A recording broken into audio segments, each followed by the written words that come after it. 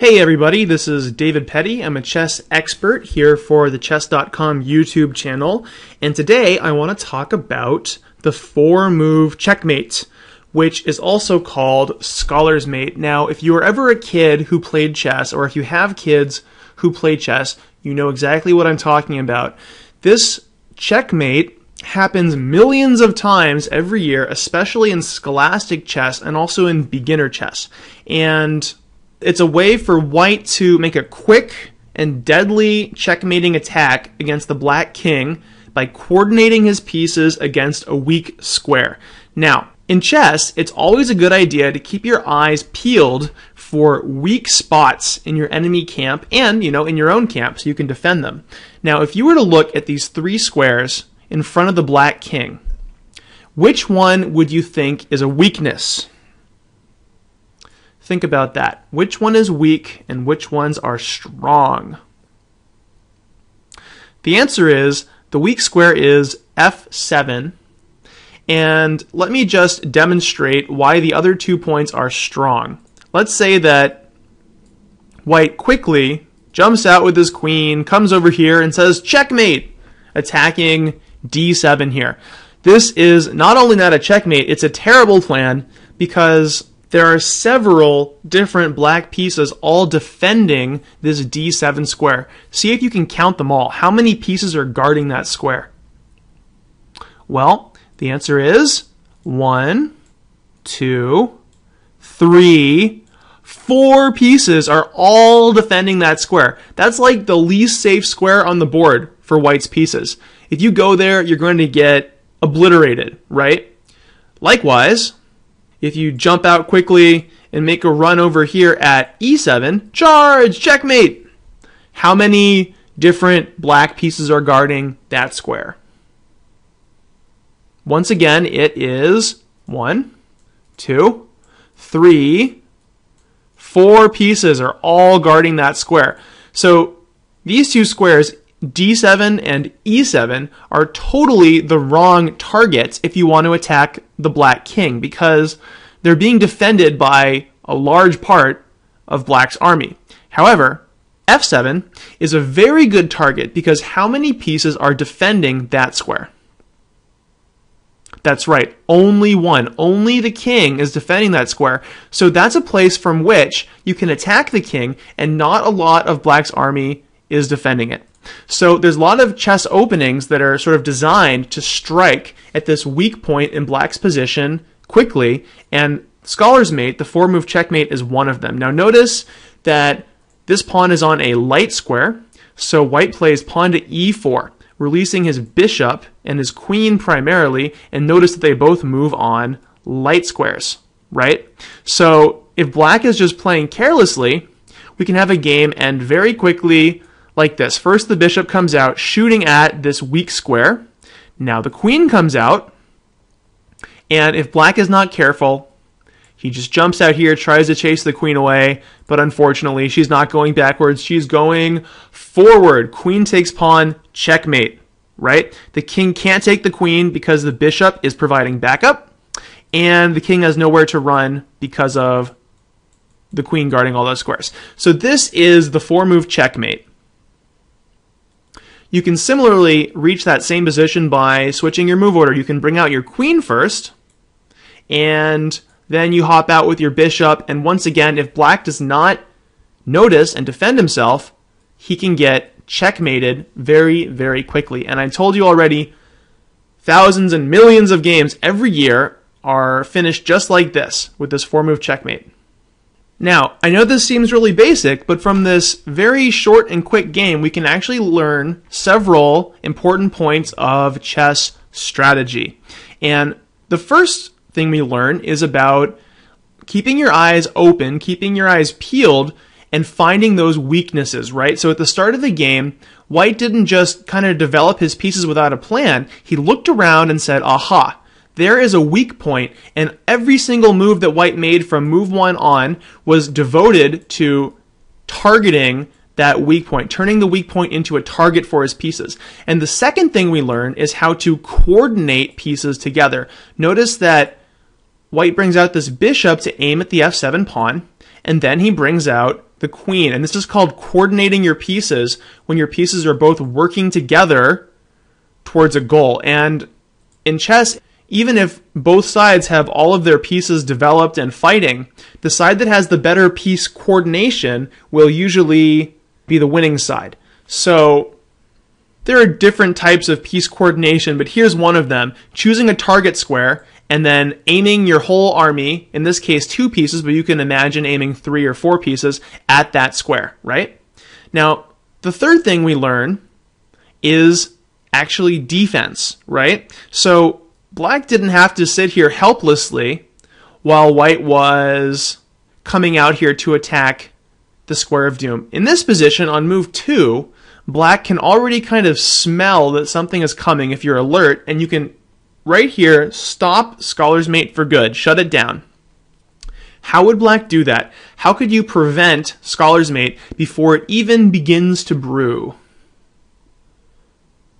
Very good. You can imagine that the queen is going to come out to either this h5 square to aim at f7 or this f3 square to aim at f7. And both of those moves can be stopped by one nice, natural developing move, and that is the move knight f6. The queen can no longer come out to h5 because we will simply take her. So we stopped that. And if the queen comes out to f3, well, that no longer makes much sense because the knight is blocking the path, right? So if they try to Scholar's Mate you by playing e4, e5, and then bishop c4, you can just stop it before it even starts with the move knight f6. However, what if they go the other way, e4, e5, and queen to h5?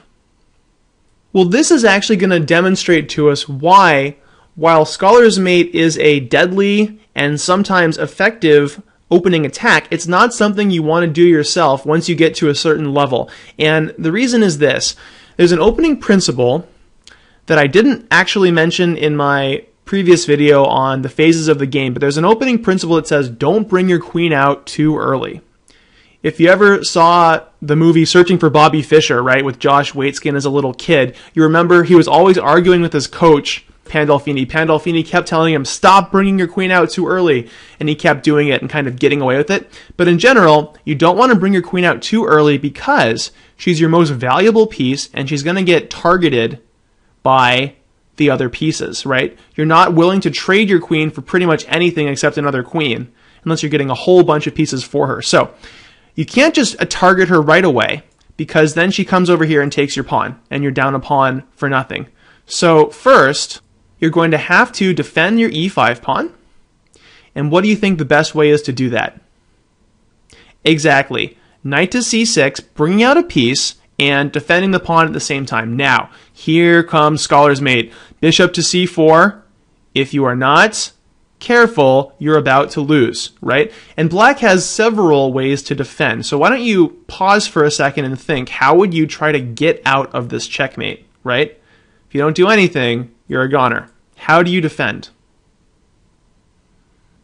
Now, you could defend by guarding the f7 square an extra time, right? White has 2 attackers. You have 1 defender. If you add a second defender, then you'll be safe. So a move like queen e7 or queen f6 would defend this f7 point. But those aren't the most principled of moves because if you play queen e7, you're kind of matching White's sort of breaking of principles, bringing their own queen out too early by bringing your queen out too early too. And notice that you're blocking in your bishop and making it harder to develop your army.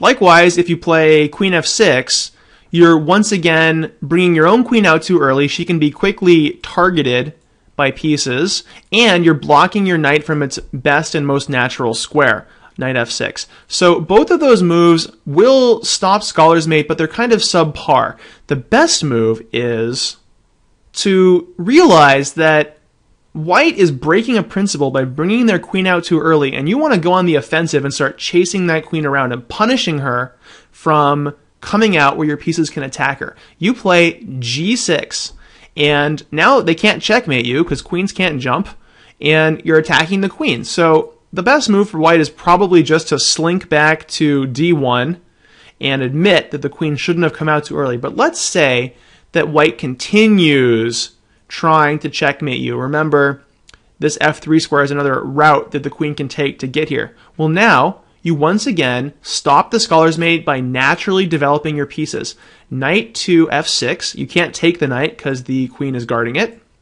And now white is just sitting here. They moved the queen twice, and you're about to get attacked by black's knight. You could once again swing over here to b3 and target f7 again, right? Just never giving up on your plan. But this is going to end in tears for white. And let's see if you can think of what black should do here. Pause your video and give it a good think. All right, the best move for black is to realize that checkmate is actually no longer being threatened, because with the bishop coming here to f7, the king will have the e7 square. So black says, okay, fine, you can take me, and just jumps here to d4 and attacks the queen, right? And you're continuing to punish the queen for coming out too early. Now, if black gets greedy and takes here on f7, check, for a moment, you know, white's dream has come true, but the black king simply moves forward, and suddenly white is in a double attack. The bishop is under attack, the queen is under attack. If you move the queen just anywhere, the king takes the bishop, and white is down a bishop for nothing. For no compensation, really. So instead, white has to play the move queen to c4, finding a safe place for the queen that maintains this defense of the bishop, and that's the only square that does it. And black here plays another move that at first looks a little bit bizarre, but it makes perfect sense when you think about it.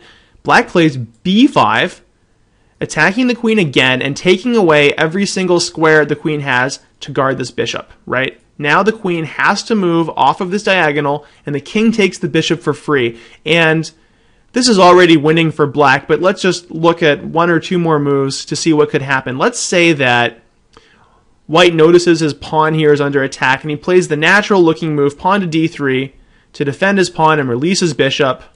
Now, because this queen came out too early, black can win the queen with a two-move tactic.